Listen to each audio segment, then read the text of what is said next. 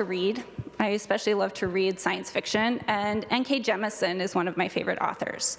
She's the first Black person to ever win the Hugo Award, and the first author ever to win the Hugo Award 3 times. After I read all of her novels, I picked up one of her books of short stories, which is entitled How Long Till Black Futures Month? And I love that title.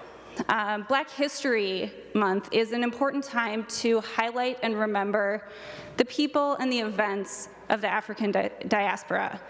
But now more than ever, Black History Month has to be about centering Black lives and securing Black futures.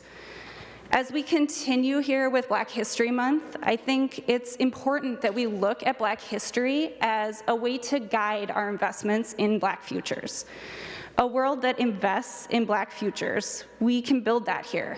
In Minnesota, we have some of the worst in the nation disparities between white communities and our Black residents in educational attainment, wealth, home ownership, and healthcare outcomes. With the murder of George Floyd, Minnesota became the epicenter of a worldwide reckoning with white supremacy and systemic racism. Black History Month cannot just be a moment for us to pull out quotes from Black leaders and pat ourselves on the back for a job well done. Black History Month must be a time for us to reflect on the people, the Black Minnesotans who built our state and contributed so much to our country, often sacrificing their lives for a freedom which they would never themselves know.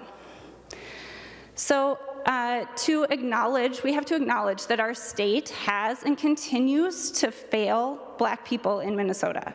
But the good news is we can change that. We can look to Black history to invest in Black futures.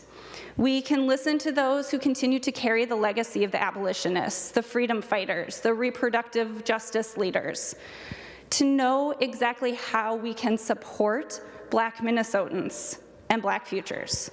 Frederick Douglass was a once enslaved Black man who became a leader in the abolition movement. And he was once asked by a young boy what they can do to help advance Black lives. And he said 3 simple words: agitate, agitate, agitate. One of agitate's many definitions is to stir up public discussion of. It's clear today that Black Minnesotans are heeding those words.